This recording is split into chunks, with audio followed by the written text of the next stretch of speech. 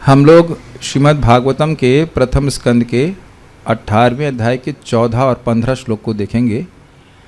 आप लोगों ने बहुत प्रसिद्ध श्लोक देखा था, श्लोक क्रमांक 1, 18, 13। एक बार उसको गा लिया जाए, बहुत सुंदर श्लोक था।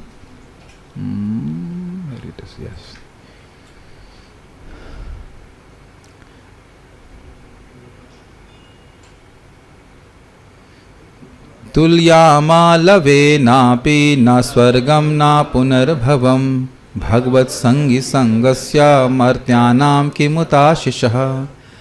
भगवान के भक्तों का संग करने से जो भगवान के संगी हैं, भगवान में आसक्त हैं, उसकी तुलना, अगर उसका एक क्षण के लिए भी संग प्राप्त होता है तो उसकी तुलना न तो स्वर्ग से की जा सकती है और न मोक्ष की जा सकती है।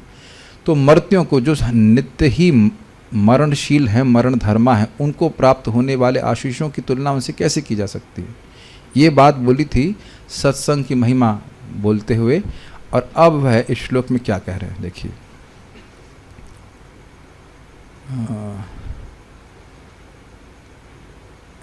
अलग अलग लिंक दिए गए हैं। यहाँ पे श्रीधर स्वामी कहते हैं कि सत्संग की प्रशंसा करके अपनी श्रवण उत्सुकता को अभिव्यक्त कर रहे हैं कि हम सुनना चाहते हैं। और भी अलग अलग तरह से बोला गया है कि मान लो कोई कहे कि हाँ भाई सत्संग तो आपको मिल गया है, सत्संग तो मिल गया है, आप सत्संग की महिमा कह रहे हैं, सत्संग तो मिल गया है, तो कहते हैं नहीं, हम उसे तृप्त नहीं हो रहे। और इसको कहने की शैली ऐसी कि कौन है जो तृप्त हो सकता है। हम तृप्त नहीं हो रहे हैं तो आश्चर्य की बात नहीं है। कोई भी व्यक्ति भगवत संगी, भगवान के भक्तों का संग प्राप्त करके तृप्त नहीं हो सकता है। क्यों, क्या कारण है, तो उसको आवश्यक श्लोक में सुनेंगे। बहुत अलग अलग एंगल से सिखाया गया है, आप देखिएगा और उसका रस का आस्वादन करने का प्रयास कीजिएगा। बहुत अच्छा अच्छा टीका लिखा है, बहुत अच्छा अद्भुत टीका है। मेरे पीछे बोलिए। यस। को नाम तृप्येद रसवित कथायां, नाम तृप्येद रसवित कथायां, महत्तमैकान्त परायणस्य, महत्तमैकान्त परायणस्य, नान्तं गुणानां गुणस्य जग्मोर्, नान्तं गुणानां गुणस्य जग्मोर्, योगेश्वराये भवपाद्ममुख्यः, योगेश्वराये भवपादमुख्यः, को नाम तृप्येद रसवित् कथायां, को नाम तृप्येद रसवित् कथायां, महत्तमैकान्त परायणस्य, महत्तमैकान्त परायणस्य, नान्तं गुणानां गुणस्य जग्मोर्, नान्तं गुणानां गुणस्य जग्मोर्, योगेश्वराये भवपाद्ममुख्यः, योगेश्वराये भवपाद्ममुख्यः, को नाम तृप्येद रसवित् कथायां, को नाम तृप्येद रसवित् कथायां, महत्तमैकान्त परायणस्य, महत्तमैकान्त परायणस्य, नान्तं गुणानां गुणस्य जग्मोर्, नान्तं गुणानां गुणस्य जग्मोर्, योगेश्वराये भवपाद्ममुख्यः, योगेश्वराये भवपाद्ममुख्यः। Please chant, you have the mic to her. और भी कोई बोलना चाहता है माता जी की तरफ से, you can to give it a try please. Yes please. को नाम तृप्येद रसवित् कथायां, को नाम तृप्येद रसवित् कथायां, महत्तमैकान्त परायणस्य, महत्तमैकान्त परायणस्य, नान्तं गुणानां गुणस्य जग्मोर्, नान्तं गुणानां गुणस्य जग्मोर्, योगेश्वराये भवपादमुख्यः, योगेश्वराये भवपाद्ममुख्यः। थोड़ा सा ध्यान दीजिएगा, को नाम नहीं है, नाम, को नाम तृप्येद, थोड़ा सा अंतर आ जाएगा, बाकी ठीक है। चलिए, और कोई बोलना चाहते हैं? ठीक है, वेरी गुड। नहीं बोलना चाहते तो भी ठीक। भक्तों में कोई और नहीं बोलना चाहते, सीखे नहीं कुछ, अच्छे से आना चाहिए। चलो कोई बात नहीं, आज भी मूड अच्छा रखते हैं। अनुवाद। पूर्ण पुरुषोत्तम भगवान श्री कृष्ण गोविंद समस्त महान जीवों के एकमात्र आश्रय। किन जीवों के? समस्त नहीं, समस्त महान जीवों के, महान जीवों के एकमात्र आश्रय। ऐसे सभी के आश्रय हैं लेकिन उनका आश्रय महान जीव लेते हैं, महान महान लोग भी उनका आश्रय लेते हैं, ये कहने का अर्थ है। अर्जुन, ब्रह्मा जी, शिव जी इत्यादि, ऐसे तो सभी के आश्रय हैं, उसके अलावा कोई आश्रय है नहीं, लेकिन उनके आश्रय महान महान लोग भी लेते हैं। कुछ समझ, महात्मानस्तु माम पार्थ ले तो है ही, आप जान रहे हैं, मैं समझ पा रहे मेरी बात।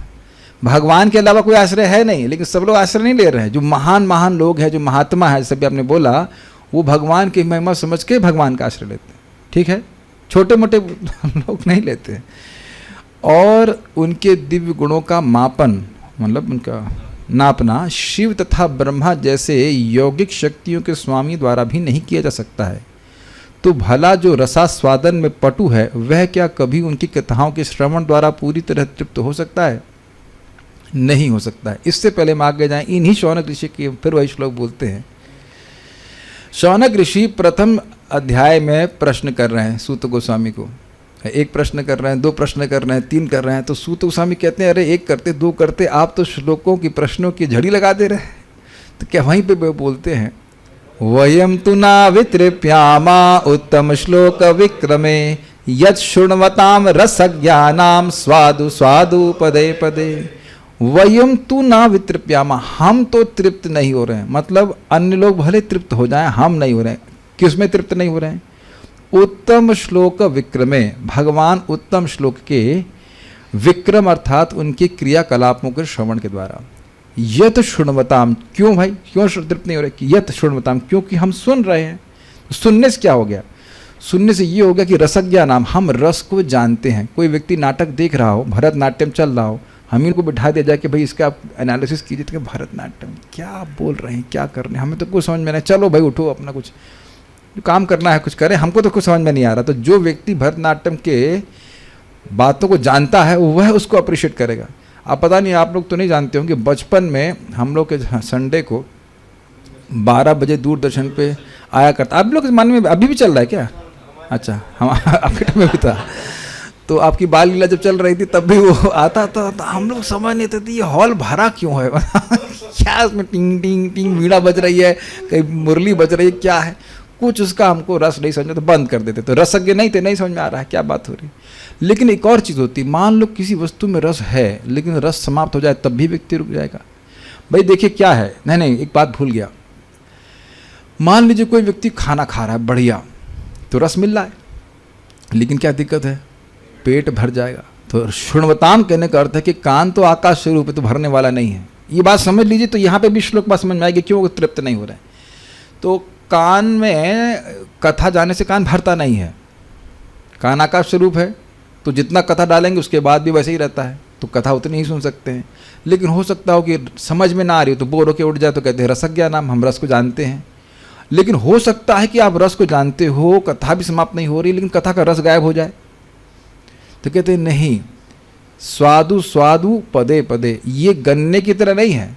सभी लोगों ने गन्ने चूसे होंगे, गन्ना समझते हैं, तो गन्ना चूसते हैं, शुरुआत में रस अधिक मिलता है, थोड़ा सा दबाएंगे एकदम खूब रस मिलता है, लेकिन जैसे जैसे आप दबाते चले जाते हैं उसमें से चबाते जाते हैं, तो उसमें से जूस निकलना बंद हो जाता है। तो इक्षुवत मतलब यह गन्ने की तरह नहीं, शुरुआत में जूस मिल रहा, बाद में समाप्त हो गया। कहने का अर्थ क्या है, अभी और क्लियर होगा, वही कथा बार बार सुनने में और मादक लगती है।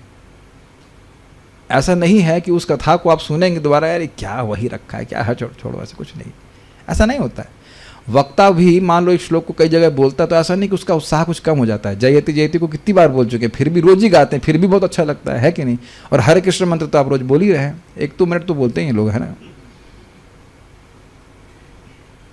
2 घंटा तो रोज ही जब कर रहे हैं, तो कौन सा उससे बोर हो रहा है। अरे 3 नामों से बोर नहीं हो रहा है, पता है ना। हरे के बाद क्या आएगा, जस्ट फॉर जस्ट कृष्णा, उसके बाद हरे, फिर उसके बाद कृष्णा, उसके बाद guess what, Krishna Krishna, next can you guess, Hare Hare, you know everything, and then Hare Ram Ram Ram Hare Hare. यही 3 शब्दों को गुंथ दिया गया है और उससे कोई बोर नहीं हो रहा है। सोचने वाली बात है। तो समझ पा रहे हैं कि क्यों तृप्त नहीं हो रहे हैं। ये लोग रसज्ञ हैं, सुन रहे हैं सूत गोस्वामी जी से, और हर भगवान की कथा का रस कभी समाप्त नहीं होता है। तो कह रहे हैं कि कौन व्यक्ति तृप्त हो सकता है। ऐसा नहीं है कि आपका संग मिल गया है, अब हम तृप्त हो गए, अब चलें, नहीं। कैसा कौन व्यक्ति हो सकता है? यहाँ पे अब वो और कथा सुनना चाहते हैं। आपको याद होना चाहिए, सूत गोस्वामी जी बोल रहे हैं कि जो जो आपने पूछा था प्राय हम सब बता दिया आपको। किसके बारे में? परीक्षित महाराज के बारे में। फिर कथा बंद करते, चलते अपना झोला उठाए चले कहीं और, लेकिन नहीं, कह रहे कौन तृप्त हो सकता है, और सुनना चाहते हैं। उसको भी और क्लियर करेंगे आगे के श्लोकों में, लेकिन यहाँ अपने श्रवण की आतुरता, अपने श्रवण के अधिकार को प्रस्तुत कर रहे हैं कि हम बारी बहुत सुनने की इच्छा है। क्लियर? अन्वय देखिए, को अर्थ, को मतलब कह, कौन, रसवित, अमृत रस का आस्वादन करने में पटु। देखिए विद धातु का मतलब होता है जानना, रसवित मतलब जो रस को जानता है। रस का समझना चाहिए, रस का मतलब होता है जब हम कोई सेवा करते हैं उससे हमको जो सुख मिलता है उसको रस कहते हैं। तो यहाँ जो कथा सुनने, कथा श्रवण की सेवा कर रहे हैं, जो कथा के श्रवण के रस को अनुभव करता है उसे रसवित कहा जाएगा। देखिए कथा अमृत है तो पहले सुन चुके हैं। अब इसका आस्वादन करने में पटु का मतलब क्या है? जैसे देखिए, अभी देखिए ये रसवित की बात मैं बोल रहा हूँ। अब जो व्यक्ति भागवत को जितना अधिक समझता है वो उतना इसका आस्वादन कर पाएगा। और मान लो अब यहीं क्लास में कोई व्यक्ति बैठा है और मन कहीं बाहर छोड़ करके आए, जैसे हम लोग चप्पल छोड़ करके आए बाहर, ऐसे मन बाहर छोड़ करके आएगा तो उसे कुछ नहीं कथा में समझ में आएगा। वो यही सोच रहा है कि मान लो कथा बंद कब हो, मैं कुछ और काम करूँ, वो नहीं रस का आस्वादन कर पाएगा। रसविद में पूरा मन लगाकर बढ़िया समझने का प्रयास कर रहा, प्रयास नहीं कर रहा, वो समझ रहा है, इसे प्रयास करने की जरूरत नहीं है, वो समझ रहा है कि बातें क्या बोली जा रही हैं। तो ये इस प्रकार के शौनक ऋषि थे। और आप सभी लोग देख रहे हैं कि क्षमता पहले से काफ़ी बढ़ गई है कि नहीं? यही इस प्रकार से कोई पहली बार मैं समझा रहा होता तो कुछ सब बात ऊपर से जा रही होती, कौन रसविद, कौन सुखदेव गोस्वामी, कौन परीक्षित महाराज, कुछ नहीं समझ में आ रहा। लेकिन बार बार सुनने से उसके जो शब्द का रस है, उसका अर्थ है, उसका समझने की सामर्थ्य बढ़ रहा है। तो इसलिए कह रहे हैं अमृत रस का आस्वादन करने में पटु। अमृत रस क्या है? कथा रस। नाम ऐसा विशेष व्यक्ति, इसका अर्थ है कैसा, कौन विशेष व्यक्ति होगा जो रसवित है, जो कथा का रस समझता है। किसका रसवित है? तो कह रहे कथायाम, भगवान की कथाओं को सुनने से तृप्त हो सकेगा। पहले इन सब लाइन का समझ में आ रहा है अर्थ। ऐसा कौन व्यक्ति है जो भगवान की कथा के रस को समझता हो और वो तृप्त हो जाए, अर्थात ऐसा कोई नहीं है। क्यों भाई? उन भगवान में ऐसा क्या गुण है जिनकी कथाओं से व्यक्ति तृप्त नहीं होता? तो कहते हैं ये महत्तमय एकांत परायणस्य, जो भगवान महापुरुषों के एकमात्र आश्रय हैं। पहले इस अर्थ को, इस शब्द के अर्थ को समझने का प्रयास कीजिए। महान लोग किसी निकृष्ट व्यक्ति का चयन नहीं करेंगे, और उसमें भी एकांत परायणस्य, एक अंत, अर्थात भगवान से इतर, भगवान से अलग वो कहीं नहीं अपना मति लगाते। ये कहने का अर्थ, महात्मानंस तो माम पार्थ देवीं प्रकृतिमाश्रिता भजन्ति अनन्य न अन्य अनन्य, भजन्ति अनन्य मनसो ज्ञात्वा भूतादिमवयम्। ये समझते हुए कि भगवान ही सभी जीवों के, सभी वस्तुओं के प्रभव हैं, स्रोत हैं। जो महान लोग हैं वह अपने चित्त को भगवान में ही लगाते, उन्हीं की शरण लेते हैं। तो ये कोई भगवान का विशेषता नहीं हुई। महत्तमयी का मतलब क्या हुआ? महत, महत्तर और महत्तम। तो महत्तम का सुपरलेटिव सेंस समझ में आ रहा है आपको? मतलब उनसे कोई श्रेष्ठ नहीं है। महत, महत्तर और महत्तम, ये इतनी तो हिंदी सब जानते होंगे। क्या कहते हैं उसको? Comparative, superlative. और से पहले क्या होता है? कुछ भी नहीं होता। पॉजिटिव, हाँ, पॉजिटिव, कंपैरेटिव और सुपरलेटिव बोलते। तो ये हाईएस्ट, जो अब इस पूरे ब्रह्मांड का हाईएस्ट व्यक्ति पहुंच जाइए, वहां महत्तम। किससे महान नहीं बोल रहे, हाईएस्ट व्यक्ति ले लीजिए। उनमें जो छठे वो लोग हैं, बिल्कुल हाईएस्ट लोग हैं, वह भगवान के अलावा किसी की शरण नहीं लेते, ऐसे भगवान है। समझ में आया? उन भगवान की कथा। अच्छा, दूसरी बात बोल रहे हैं, अगर व्यक्ति इसको सोच सकता है कि अच्छा ब्रह्मांड के लोग शरण ले रहे हैं, तो उसका मतलब भगवान भी ब्रह्मांड के ही होंगे। तो कहते हैं, उसको निराकृत करते हुए कहते हैं, निराकृत का मतलब होता है नेगेट करते हुए कहते हैं, अगुणस्य, प्रकृति के गुणों से रहित हैं। ये समझ पा रहे हैं? इस जगत में हर व्यक्ति के जो गुण प्रकाशित हो रहे हैं वो प्राकृत गुण हैं। तो प्राकृत गुणों से सर्वथा हीन है भगवान।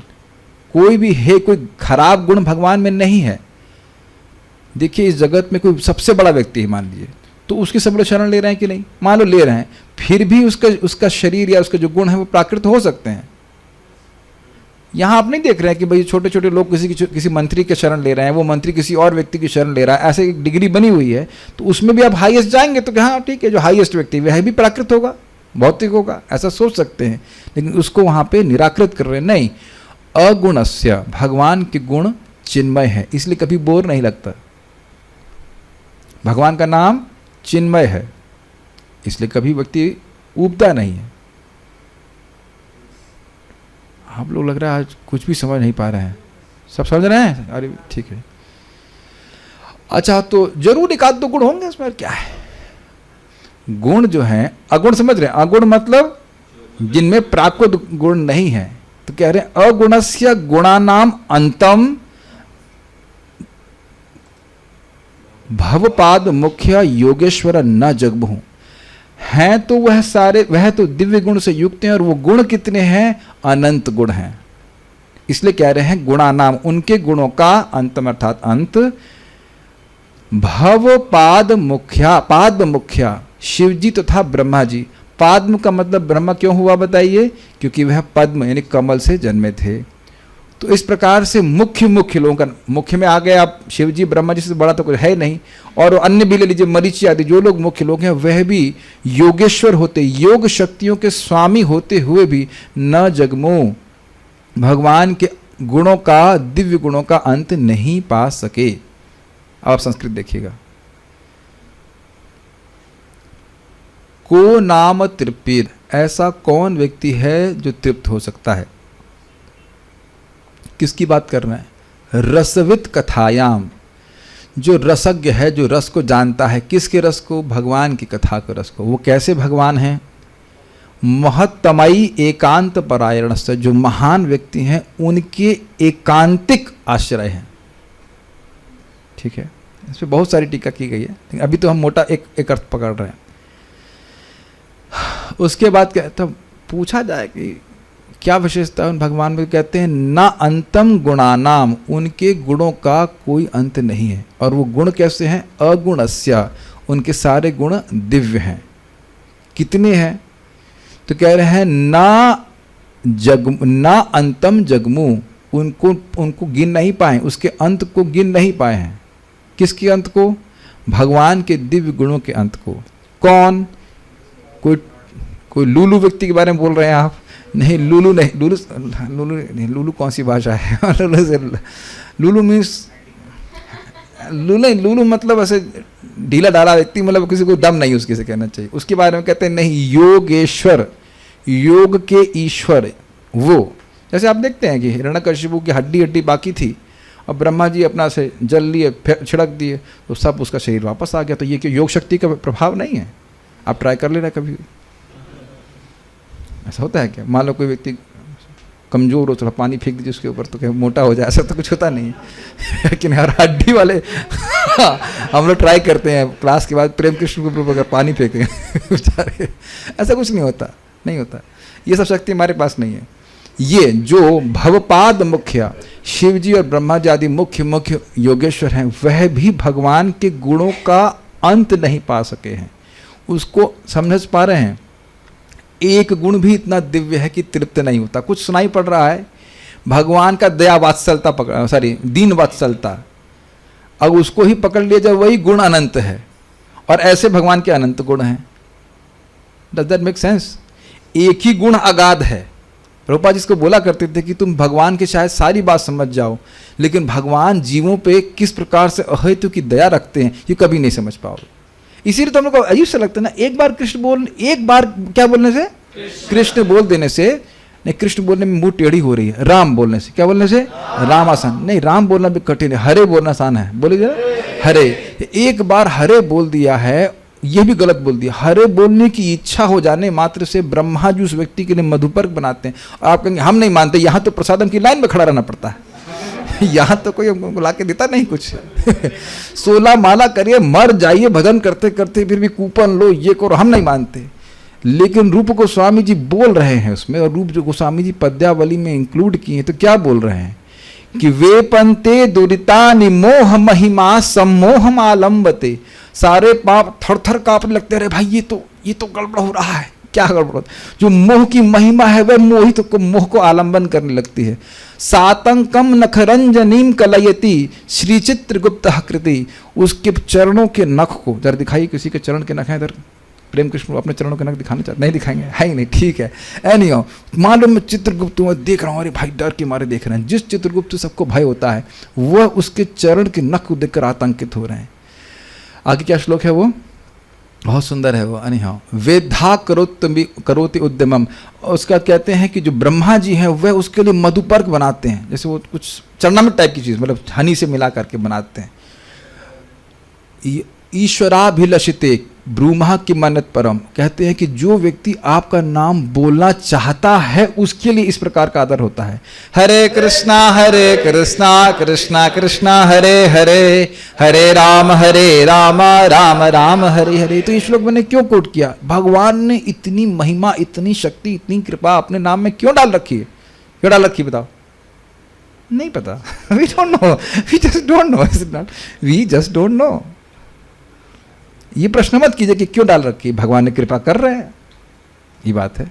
और इस पे पूरी चर्चा करते चले जाइए, नाम के ऊपर नाम की कितनी महिमा बोली जा रही है। कोई जितनी महिमा बोलते हैं वो कम होती है, तो भगवान की एक नाम की महिमा नहीं बोली जा रही है। तो और गुणों की तो बात ही छोड़ दीजिए। समझ पा रहे हैं? एक गुण ही अनंत है और ऐसे अनंत गुण है, तो इटर्नल एंगेजमेंट है ना सुनने के लिए। तो भागवत कितने साल में हो जाएगी?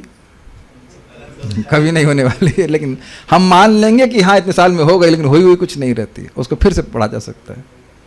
प्रभुपाद से पूछा गया कुछ करना चाहते? कहते हैं हाँ मैं भगवत गीता के तात्पर्यों को फिर से लिखना चाहता हूँ भाई, क्योंकि और रियलाइजेशन और बातें कहना चाहते हैं। कभी कोई तृप्त नहीं होता। ऐसा तो नहीं कि आचार्य ने टीका लिख दी भाई, अब लोगों ने कहा सीधा स्वामी लिख दिए बस ठीक है, अब क्या और कर लिखना नहीं, और उस पर भगवान के गुणों का आख्यान किया जा रहा है। जैसे भी आप देखिएगा श्रीधरी, श्लोक सबको समझ में आ रहा है? ठीक है। इस प्रकार से सत्संग की प्रशंसा करके महर्षि शौनक भगवत कथा के श्रवण की उत्सुकता को अभिव्यक्त करते हुए को नाम रसवित इत्यादि श्लोक को कहते हैं। ये लिंक सबको समझ में आया? सत्संग की खूब महिमा कही, अब कह रहे हैं बहुत अच्छा लग रहा है। यहाँ पे भी होता है ना, किसी में पहले भी बोल चुका हूँ, किसी के प्रसाद खाने जाए, बोले अरे भाई तुरंत की सब्जी बहुत बड़े बने, तुरंत और लेके तुरंत देता हो, है कि नहीं? देता है कि नहीं? ये दूध पकौड़ा बहुत बढ़िया है, और लीजिए प्रभु जी और लीजिए, है कि नहीं? ये ट्रिक होती है कि खाने की। अगर वो कंजर नहीं है तो कंजर मतलब होता है जैसे हम लोग डिवोटी के में हम खुद ही लोग मैनेजमेंट करते हैं, प्रभु जी ये पकौड़ा देंगे, नहीं केवल ओनली वन तो उस तरह से नहीं, कितना वो गुणगान कर ले, लेकिन अब जो खतरनाक मैनेजर तो कहेंगे नहीं एक ही खाओगे, लेकिन जो दयालु है कह रहे अच्छा लग रहा है और लो और लो और लो ऐसा करके बोलेगा। तो कह रहे सूत गोस्वामी जी के इससे सत्संग की उन्हें महिमा बोली। अब कह रहे हैं भाई कथा से कौन तृप्त हो सकता है, ऐसा क्या हो सकता है? तो आप बोलते रहिए, हम सुनते रहेंगे, ये कहने का आशय है। और इसी को उन्हें प्रथम स्कंद के प्रथम अध्याय में बोले हैं कि हम बहुत लंबा सत्र लिए हैं, आसीन दीर्घ सत्रेण सब वहाँ पे है, बहुत लंबा सत्र है। कथायाम सक्षणा हरे, हम सारे क्षणों को, कोई टाइम और कुछ करने के लिए नहीं हमारे पास, आसीन दीर्घ सत्रेणा कथायाम सक्षणा हरे, हम हरि की ही कथा को सुनने में अपने सारे क्षणों को लगाना चाहते हैं। और कब तक? दीर्घ सत्र ना, बहुत लंबा समय लेके बैठे, कोई दिक्कत नहीं, सुनाइए आराम से। कभी कभी आप देखिए प्रवचन करने जाए, कहें कि आपको 15 मिनट बोलना है। एक बार हमको बुला रहे थे एक भक्त, क्या एक पार्टी है, कथा है, मतलब पार्टी मतलब कुछ लोगों को बुलाया जा रहा है, कथा वथा को बोलनी। हमने कितनी देर कहते हैं 15 मिनट, हमने किसी और को बोल देना। 15 मिनट में तो वार्म अप नहीं होता है 15 मिनट क्या बोलेंगे हम? हमने कहा क्या आप हमको शोपीस की तरह ले जा रहे हैं? हाँ 15 मिनट में क्या बोलेंगे, है कि नहीं? हम ये बोल सकते ईश्वर परम कृष्णा सच्चिदानंद विग्रह अनादि राधिर गोविंद सर्व कारण करना। Okay, any questions? ऐसा हो सकता है। तो वहीं पे बोल दिया उन्होंने कि हम बहुत दीर्घ सत्र लेके चल रहे हैं। यही सौनक ऋषि बोल रहे बहुत लंबा टाइम, आप आराम से कथा कीजिए। तो कुछ बीच में और भी तो काम करेंगे, चाय वाय नहीं पियेंगे? कहते नहीं, सक्षणा हरे, सारे क्षणों को हरि कथा में ही सुनने में लगाना चाहते हैं। यही बात यहाँ बोल रहे हैं फिर से। तो इस प्रकार का व्यक्ति आग्रही होता है तो वो कथा बोल सकता है कोई। रसवित, रस के वेत्ता पुरुष को कहते हैं, अर्थात जो रस को जानता है। श्री भगवान, ये हमने देखा एक बार, हमको एक संस्था में बुलाते थे क्लास देने के लिए, वो सब वर्कर लोग थे, वो केवल इसलिए आते थे कि उनकी उसमें अटेंडेंस लगेगी। तो हम चेहरा देख के सोचते, हम 1-2 बार गए, हमने कहा हम नहीं आ पाएंगे। हमें कहा, आप लोग क्यों नहीं अपने शरीर शुरू करते हैं, आप लोग अपने से खुद प्रीचिंग कीजिए, आप लोग अच्छा रहेगा, जा रहे देखो तारे कहो कृष्ण उपदेश इत्यादि इत्यादि। ये पैसा दे करके कथा, ना तो उसका कथा बोलने वाले को रस मिल सकता है और ना कथा सुनने वाले को रस खरीदा नहीं जा सकता है कि नहीं। तो इसलिए रसवित यानी रस को जानने वाला व्यक्ति होना चाहिए। श्री भगवान महापुरुषों के लिए एकमात्र आश्रय हैं। उन श्री भगवान की कथाओं को सुनने से कोई कैसे तृप्त हो सकता है। मैं स्मरण ही कर रहा था कैसे शिव जी तो गृहस्थ हैं और वो घर भी नहीं बांधे हैं। पेड़ के नीचे पत्नी और 2 बच्चे हैं ना, 2 ही तो बच्चे हैं बेचारे, 2 बच्चों को घर भी नहीं दिए। अब पता नहीं एजुकेशन दिए कि नहीं दिए, लेकिन घर भी नहीं बांधे हैं। बट वृक्ष दिए ही होंगे, गणेश जी तो खैर विद्या में बहुत तेज हैं, लेकिन पता नहीं कहाँ से पढ़े हैं, लेकिन जो भी कारण हो पढ़े तो खैर शिव जी से ही होंगे। तो बट वृक्ष के नीचे बैठे रहते हैं और कथा पे कथा, कथा पे तक। शिव जी का कुछ काम ही नहीं है, कथा ही करते रहते हैं। और पता है आपको शिव जी जल्दी जल्दी वरदान क्यों देते हैं?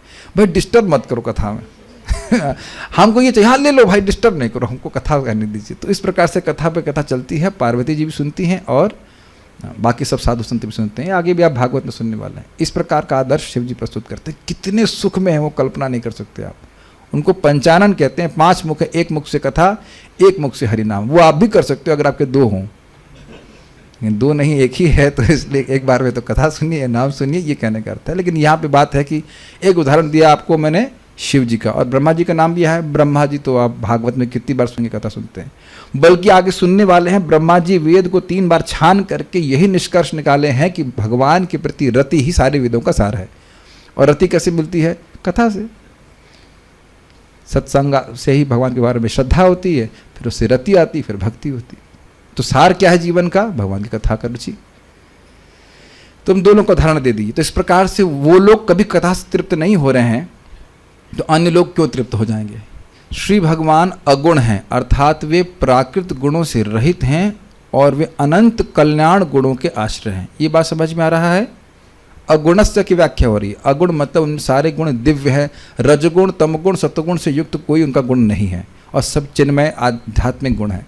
उन श्री भगवान के कल्याण गुणों के अंत का पता लगाने वाले शिव जी तथा ब्रह्मा जी इत्यादि जो योगेश्वर हैं, वे भी उनके गुणों का अंत नहीं पा सके। तो एक ओवरऑल आपको मिल गया पॉइंट। यहाँ बताया गया है अन्यत्र कि महाप्रभु 1 घंटे या कुछ एक मुहूर्त में जितनी लीला कर देते हैं, उसका वर्णन कई सालों में क्या नाम है उनका, संकर्षण देव अपने हजारों मुख से नहीं कर सकते। और इसमें कोई आश्चर्य नहीं है। भगवान ने रासलीला कर रहे हैं, ऐसे कर लीजिए। तो भगवान की रासलीला 1 रात की थी, पूर्णिमा वाली। और वो रात कितनी लंबी थी? ब्रह्मा जी की 1 रात के बराबर। ऐसे ही महाप्रभु कीर्तन कर रहे हैं, रात में कीर्तन कर रहे हैं। वो कीर्तन कितना लंबा था? ब्रह्मा जी का 1 रात।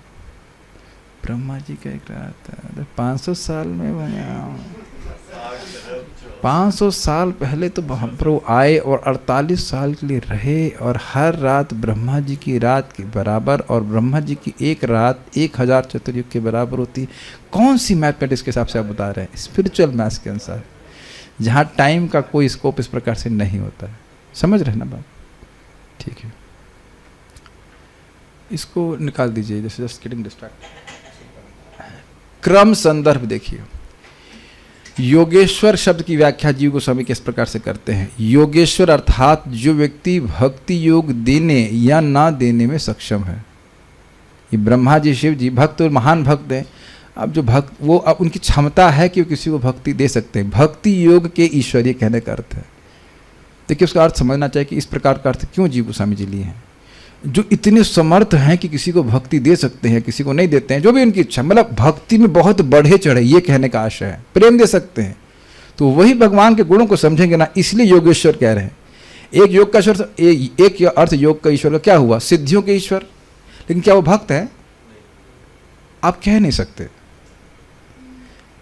कोई सिद्धियों से युक्त है तो भगवान का भक्त है, आप नहीं कह सकते हो। लेकिन भगवान के शुद्ध भक्त के पास सारी सिद्धियां होती हैं।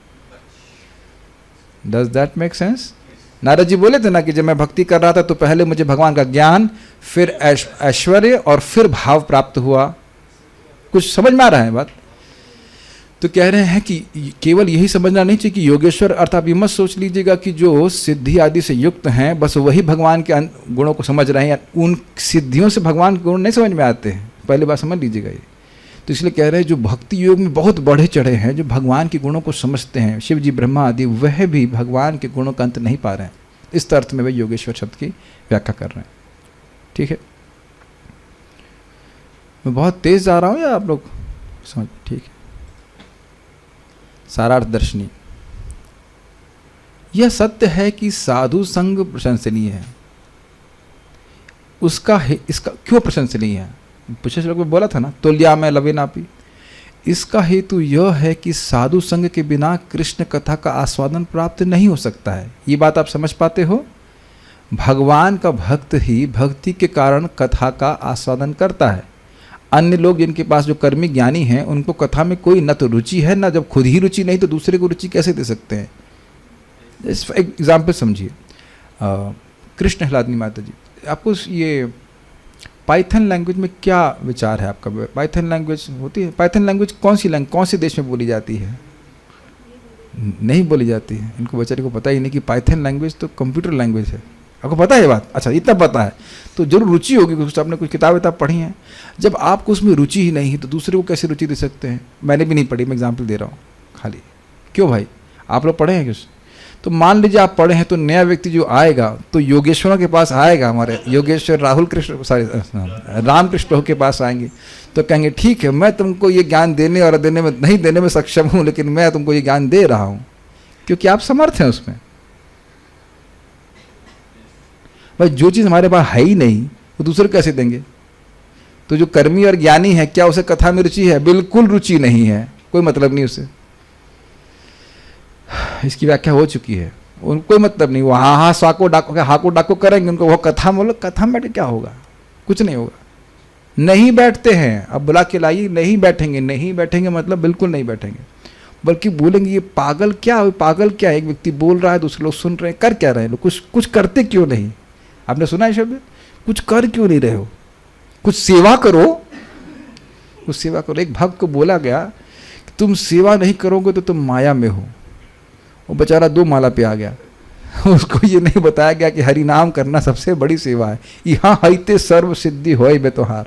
तो बोलने वाले को भी समझ में नहीं आ रहा है कि महाप्रभु तो भगवान है ना, कोई और डाउट तो नहीं ना। तो महाप्रभु से पूछा गया सार्वभौम भट्टाचार्य ने कि सारी भक्ति में सर्वश्रेष्ठ भक्ति क्या है? तो कहते हैं नाम संकीर्तन। तो नाम संकीर्तन गायब करके कौन सी सेवा उसको दिलवा रहे हैं? समझाइए, बताइए। बेचारा बड़ा परेशान हो गया।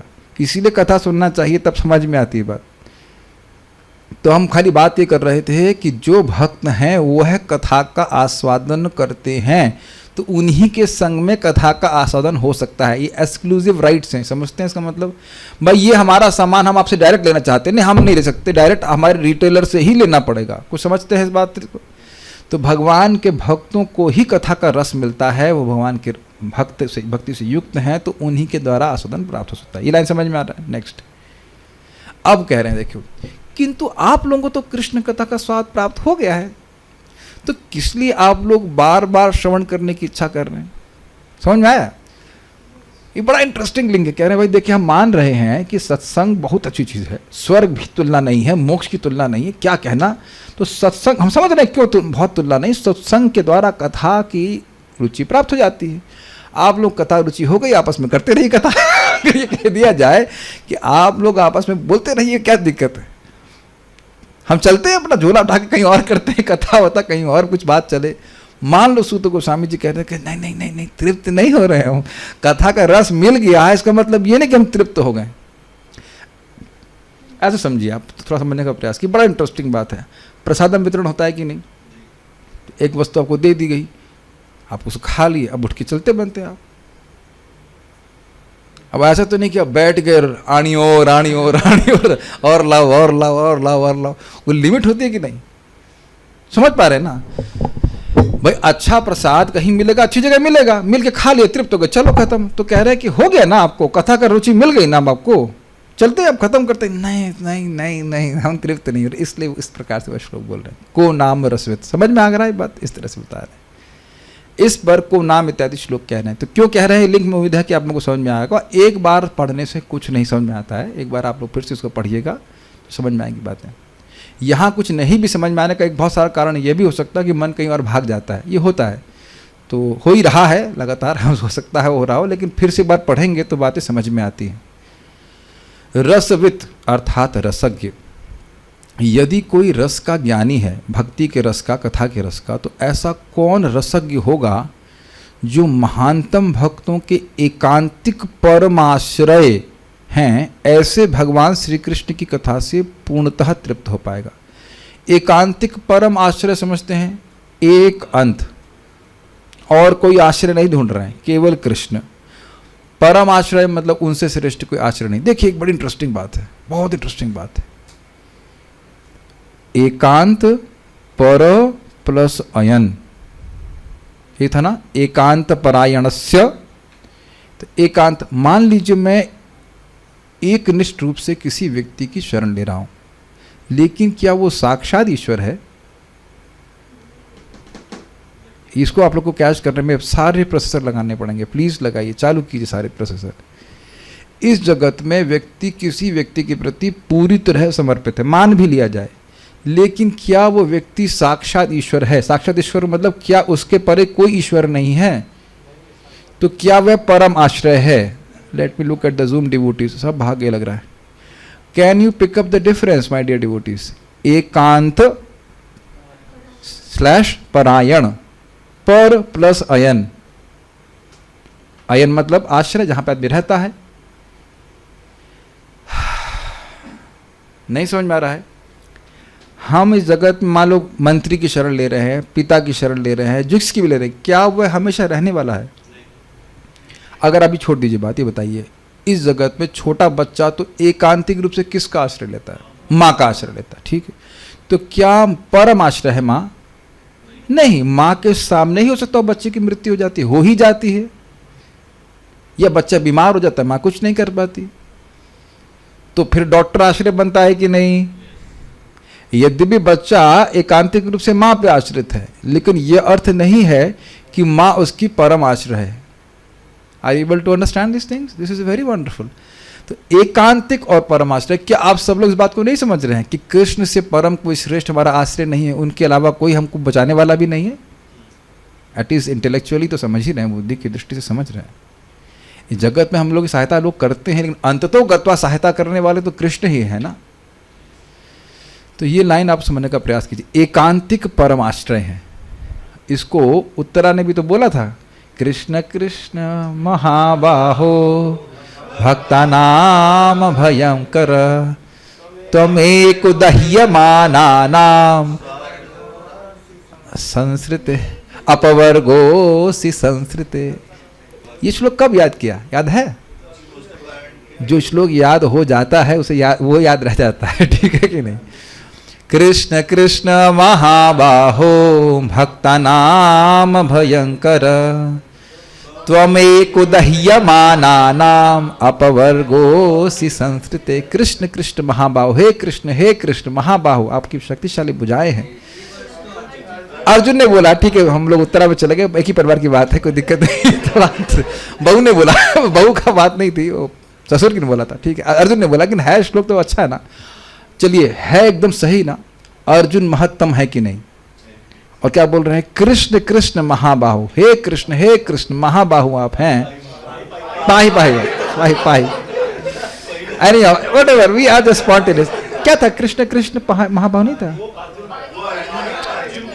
अर्जुन जो बोले उसी को बोल रहा हूं, कृष्ण कृष्ण महाबाहो भक्ता नाम भयंकर। गलत तो नहीं बोल रहे, श्लोक तो सही है ना, ऐसा घबराओ मत यार, परेशान मत कर।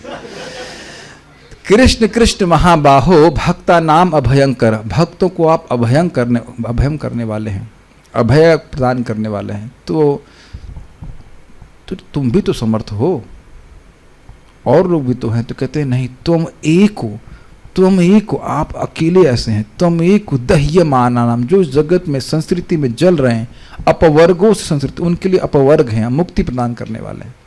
तुम एक हो, एक अर्थ समझ रहे हैं? यहाँ पे भी एकांतिक, आपके अलावा ऐसा कोई व्यक्ति नहीं है, कोई समर्थ हो जो इस प्रकार से जीवों को दुख को निवृत्त कर सके। तो आप क्या इस एकांतिक परमाश्रय शब्द का अर्थ समझ पा रहे हैं? परम आश्रय, उनका आश्रय प्राप्त करने के बाद, ऐसे समझिए, उनका आश्रय प्राप्त करने के बाद अब जिंदगी में शाश्वत रूप से किसी का आश्रय ढूंढने की जरूरत नहीं पड़ेगी। इस अर्थ में समझ पा रहे हैं? एक बार कृष्ण के चरण का आश्रय जिसको प्राप्त हो जाए, अब उसको और कोई आश्रय ढूंढने की जरूरत नहीं पड़ेगी।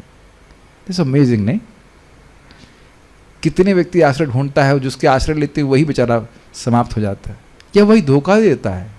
ये भी होता है, वो हमें आश्रय देता नहीं, वो हमको हमारा कह सकते हैं क्या, शोषण कर लेता है, जो कुछ भी करता हो। ऐसे भगवान श्री कृष्ण की कथा से पूर्णतः कौन हाँ, पहले कौन शब्द पहले आ गया? ऐसा कौन होगा जो तृप्त हो जाएगा? ठीक है, इसके द्वारा श्री कृष्ण कथा के महान माधुर्य को कहा जा रहा है। ये समझ में आया? कृष्ण कथा इतनी मधुर है कि व्यक्ति उससे तृप्त नहीं हो सकता। Does that लिंक कर पा रहे हैं? कोई वस्तु बहुत रस देने वाली होती है, वह व्यक्ति को संतुष्ट करती है, लेकिन आप जान रहे हैं ये पेट की तरह नहीं कि पेट भर गया और मन संतुष्ट नहीं हुआ। ऐसा हुआ है कभी आप लोगों के संग? आप किसी घर जाइए, बहुत अच्छा प्रसादम होता है, हम लोग को ज़्यादा अनुभव होता है, हम लोग को इस पर मिलता है प्रसाद, तो बहुत अच्छा प्रसादम होता है, तो कहते हैं क्या लाया? हम लोग कहते हैं एक पेट ले आइए और एक दो पेट और ले आइए, क्योंकि मन तो भरा नहीं है, जीभ भी तृप्त नहीं हो रही है। लेकिन आप देख रहे हैं तृप्ति हो रही है लेकिन तृप्ति नहीं हो रही है। आप दोनों बातें बैलेंस कर पा रहे हैं। बहुत अच्छा, अरे छोला भटूरा जो भी कुछ प्रसाद है बहुत अच्छा है, अरे ये सब्जी बहुत अच्छी है। एक एक वस्तु में हम स्वादु स्वादु पदे पदे करते हैं, लेकिन पेट भर जाता है। आप मेरी बात समझ रहे हैं? तृप्ति हो रही है लेकिन तृप्ति नहीं हो रही है। डिवोटी इज वेरी हैप्पी, कथा सुनते हैं, बड़ी प्रसन्नता हो रही है, लेकिन अब ये नहीं कि बंद कर दिया जाए, बंद करने का कोई स्कोप नहीं है। तो ये इससे श्री कृष्ण कथा का महान माधुर्य सूचित हो रहा है, ये सब लोग समझ पा रहे हैं। It is very satisfying, it is very sweet अगर कहा जाए। आप देखते कोई बहुत मधुर कीर्तन होता है तो कहते हैं वंस मोर या ट्वाइस मोर या जो भी चलता रहे है कि नहीं? ऐसा बोलते हैं, है कि नहीं?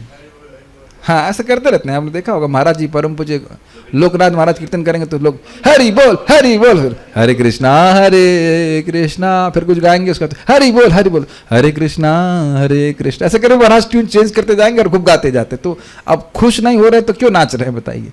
लेकिन तृप्त नहीं हो रहे, ये बात है। आई थिंक सब समझ रहे हैं, मधुरता का सूचक है ये हो गया। अब उसके बाद कह रहे हैं कि भगवान की कथा के ऐश्वर्य को समझो। मधुरता माधुर्य समझ में आ गया कि कोई तृप्त नहीं हो रहा है, ऐश्वर्य समझिए। भगवान के महान ऐश्वर्य को कहने के लिए यहाँ ना अंतम शब्द का प्रयोग हुआ है। भाई कोई चीज़ वस्तु मधुर है और एक आध दो आइटम रख दे, खाओ भाई, समझ में आ रहा है? फीस्ट का मतलब ये भी कि 5-6 आइटम हो गए और अब खाइए उसको, बहुत अच्छी वस्तु बनी है। हम लोग बोलते हैं इस तरह, भाई 2-4 आइटम बनाओ, अच्छे बनाओ, तृप्त हो जाए खा के।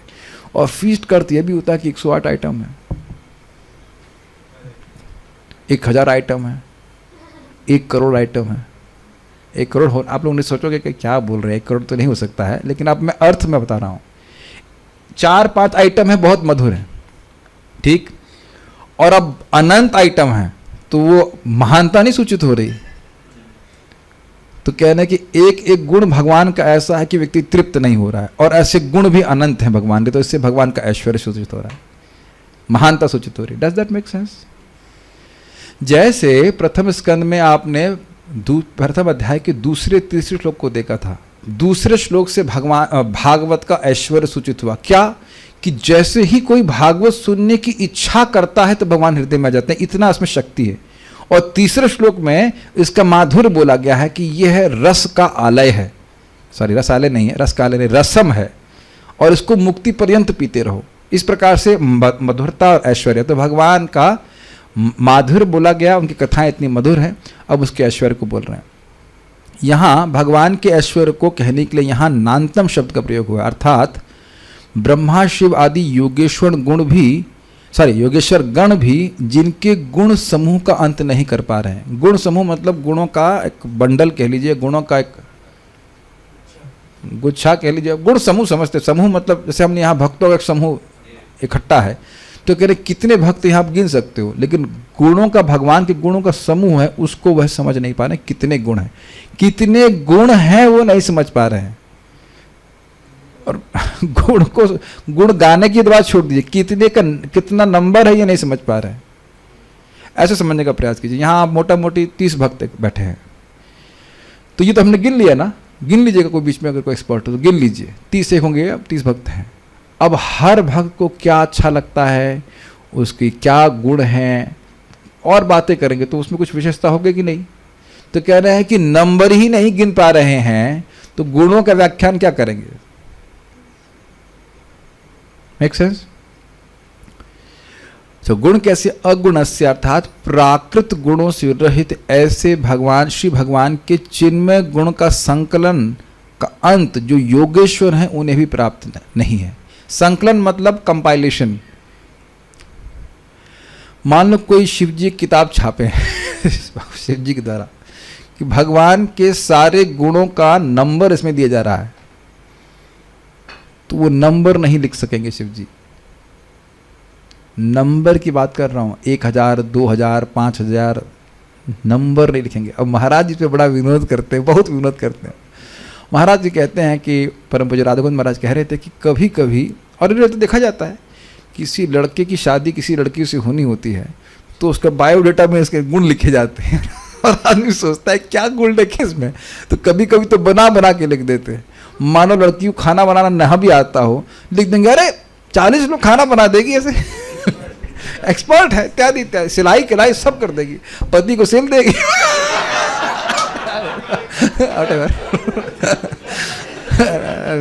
मजाक कर रहे, विनोद के लिए बोल रहे। और हो सकता हो कि लड़का पढ़ा लिखा भी ना हो, ऐसा कर देते हैं, अरे बहुत अच्छा पढ़ा लिखा है भाई, पंडित है, ऐसा करके। तो ये सब बातें हैं। तो अब झूठ बुट बोलते हैं, ये आपने देखा है कि नहीं? अच्छा, आपको अगर विश्वास नहीं, अपना आज अपन वो क्या CV बनाना, CV करिकुलम विटे बोलते हैं, क्या बोलते हैं? हाँ, ये करिकुलम विटे, उसका पता नहीं जो भी अर्थ होता है, बायोडेटा, और देखना अपने गुणों से विचार करना कि कितने गुण आप अपने लिख सकते हैं। क्या प्रभु जी क्या बोले, और हम कहाँ से शुरू करें समझ नहीं आ रहा है।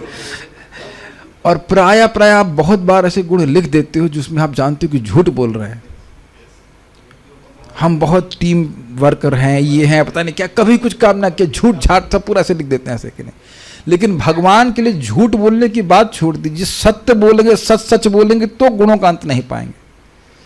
इट्स क्वाइट इंटरेस्टिंग, नहीं? ये बात काफी इंटरेस्टिंग है। इसीलिए तो लक्ष्मी चंचला होने के बाद भी आज तक अनादिकाल से भगवान की ही सेवा में लगी हुई हैं, नित्य नवीन को गुण प्राप्त हो रहे हैं। व्हाट अमेजिंग स्टेटमेंट, नहीं? हमारे लिए शाश्वत एंगेजमेंट है। अगर हमको बहुत ध्यान से सुनिए इस बात को, कथा में रुचि जागृत करने का प्रयास करना चाहिए।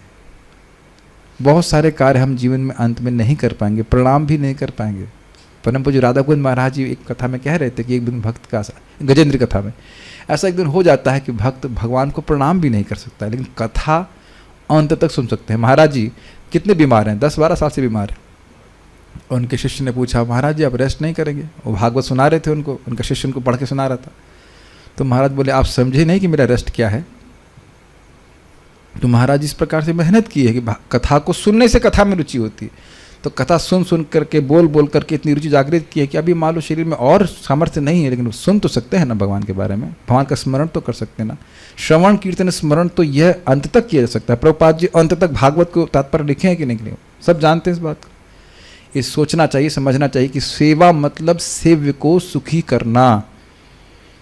तो हम जब भगवान के बारे में सुनते हैं, बोलते हैं और स्मरण करते हैं, ये 3 तो भागवत में प्रथम रखी गई ना, इस सेवा के द्वारा कृष्ण सुखी हो जाते हैं। ठीक है, एनी हाउ, तो शिव जी अगर कुछ नंबर लिखने का प्रयास करें तो उस किताब में वो नंबर भी नहीं लिखा जाएगा। इस प्रकार के भगवान के गुणों के अंत नहीं, और दिव्य चिन्ह में अद्भुत गुण हैं कृष्ण के। बाल प्रबोधनी का देखिए, अरे प्रभु जी अब देखिए कितना विचार किया, ये बड़ी विरोधपूर्ण टीका है। कह रहे हैं निश्चित रूप से नहीं सुनी गई भगवान की कथा का उस कथा द्वारा परमानंद उत्पन्न होने से भगवत संगी संग सफल हो जाता है। तो फिर आपके द्वारा सुनी हुई भगवान की कथा का उसके माधुर्य के अनुभव का अभाव होने से इस प्रकार से उसकी प्रशंसा घटित नहीं होनी चाहिए। मुझे समझ में आ रहा है कि नहीं समझ में आ रहा है, बताता हूँ। भाई जो कथा आपने नहीं सुनी, आप भक्तों के संग में आए, आपने सुनी, आपको बड़ा आनंद आया, तो भाई मान लिया गया कि आप सत्संग बहुत अच्छा है। कुछ समझ में आ रहा है? पिछले श्लोक में बोला गया कि भाई सत्संग की तुलना आप किसी से नहीं कर सकते। तो हम समझ रहे हैं ना, जो कथा आपने नहीं सुनी है उसको सुनेंगे तो बहुत आनंद मिलेगा, परमानंद मिलेगा, इसमें हमारा कोई संदेह नहीं है, कोई संदेह नहीं है। ये बात समझ में आ रही है? इसमें क्या संदेह है? जो कथा नहीं सुनी है उसको सुनेंगे तो परमानंद प्राप्त होगा। उस आनंद की प्राप्ति के लिए ही सत्संग है। सत्संग की तुलना बिल्कुल नहीं कर सकते। वो जो परमानंद मिल रहा है कौन सी कथा को सुन करके, जो कथा आपने कभी नहीं सुनी है, वो भक्तों के संग में आएंगे, सुनेंगे तो परमानंद मिल जाएगा। लेकिन ऐसा नहीं है कि शौनक आदि ऋषि भगवान के बारे में कुछ जानते नहीं थे, तो कह रहे हैं भाई कथा जो सुन ली है अब उसको दोबारा सुनने में तो कोई रुचि होगी नहीं, तो फिर सत्संग की महिमा कहाँ रह गई? भाई सत्संग की महिमा तभी थी ना कि आपने कोई कथा सुनी जो कभी नहीं सुनी थी, कोई नई बात बोली गई उसमें, तो आपको अच्छा लगा, बड़ा आनंद आया।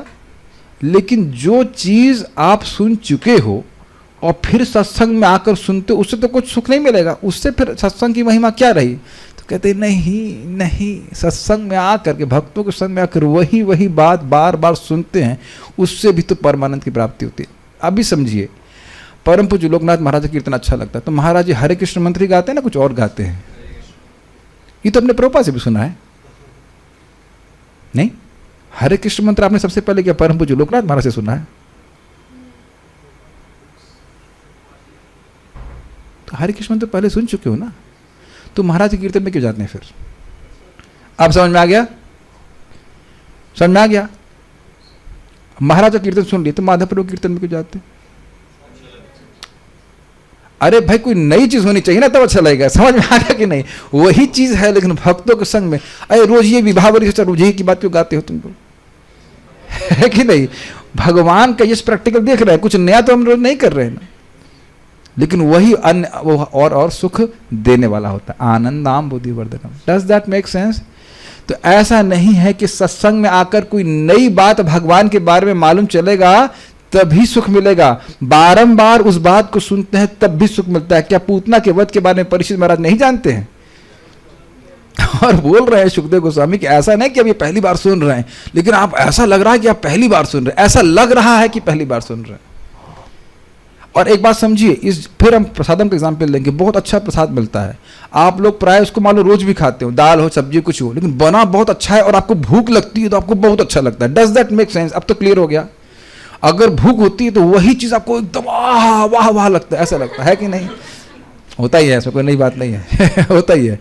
तो अब जिसको कथा में रुचि है वो एक ही बात को बार बार सुनेगा भगवान के बारे में, तो बहुत अच्छा। प्लस यहां बात समाप्त नहीं हो रही, तो उसका मतलब क्या कह रहे हैं? भगवान के पास नई बात नहीं है बोलने के लिए। भगवान के लिए भगवान की बात सुनिए, भगवान की बात एक ही बात बार बार सुनी जाती है तो परमानंद की प्राप्ति कराती है भक्त संग में।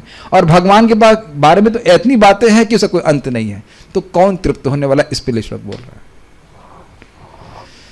हाँ, मेरे डिवोटी सब थक गए लग रहा है, सब तृप्त हो गए, थक गए मुझे लगता है। लेकिन देखिए रहे भागवत कितनी सुंदर है।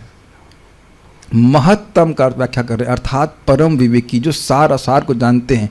वास्तविक वस्तु यह है कृष्ण कथा, भगवत भक्त हैं इस प्रकार से, जो एकांत अर्थात भगवान से इतर हर वस्तु का परित्याग करके एक अंत, भगवान इतर मतलब भगवान से अलग कोई वस्तु उसको ग्रहण नहीं करते। इस प्रकार से परम अर्थात सर्वतः उत्कृष्ट, सर्वश्रेष्ठ, सबसे अच्छे, और अयन अर्थात आश्रय, जिन भगवान को स्वीकार करते हैं उनकी कथा से कौन तृप्त हो सकता है? देखिए इंपॉर्टेंट बात है, महत्तम की व्याख्या पे कर रहे हैं परम विवेकी, जो परम विवेकी हैं, जो एकदम समझ रहे हैं ये अच्छी है और ये बिल्कुल खराब चीज़ है।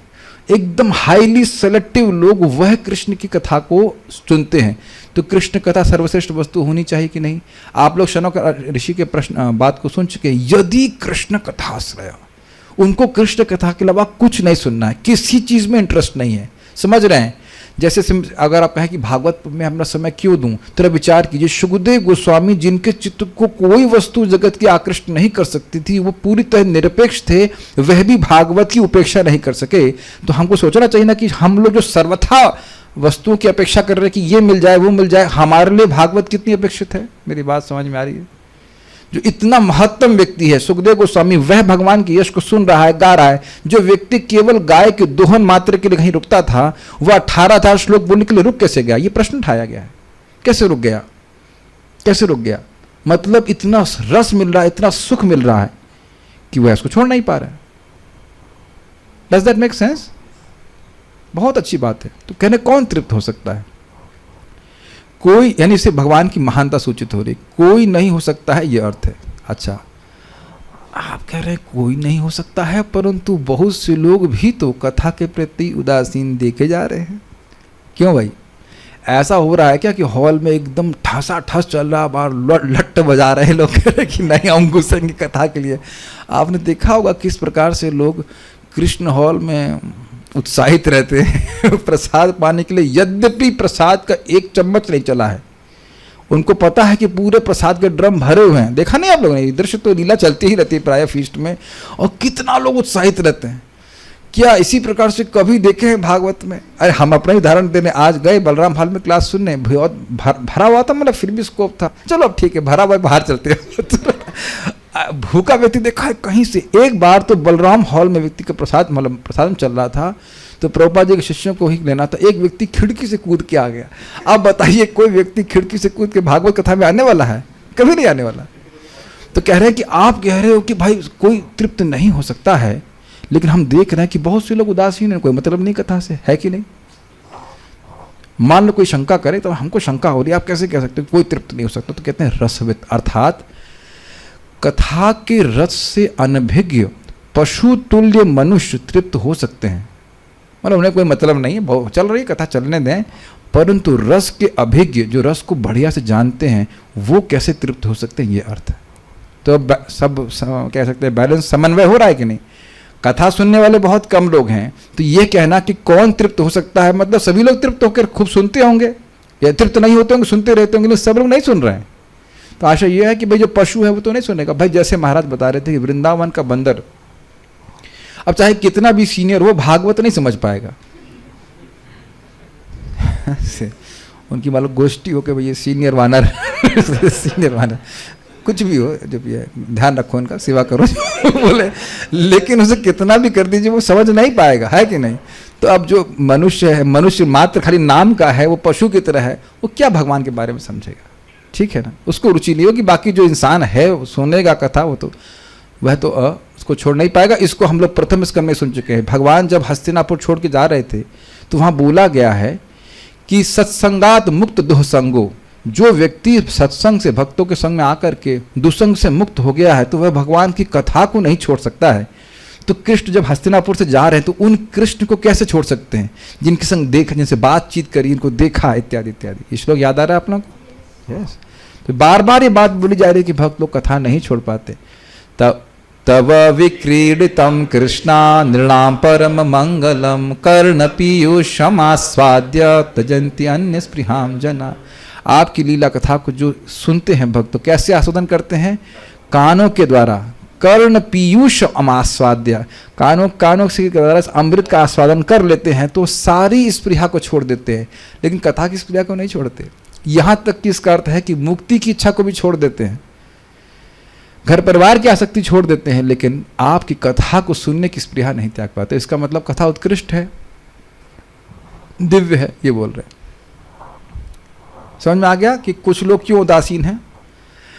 अपितु भगवान के गुणों को सुनने से, नए नए रस का अनुभव होने से वहां तृप्ति नहीं होती। ये और क्लियर कर रहे हैं। वही बात सुनते हैं और अच्छी लगती है। क्या आपने अनुभव किया है ऐसा? वही प्रवचन सुनते हैं एवर फ्रेश, वह और fresh. You are not the body, so you must understand that you are not the body. Prabhupada ji की आप लेक्चर सुनेंगे, प्रभुपाद बहुत नई नई बातें नहीं बोलते हैं, लेकिन वही बात बार बार सुनने में कितना रस लगता है। Is it not? यस। सुन लेने पर, पुनः श्रवण करने पर क्या रस उत्पन्न होता है जिससे वहां तृप्ति नहीं होती है? यदि यह शंका हो तो कहते हैं नान्तम, समझ में आई बात?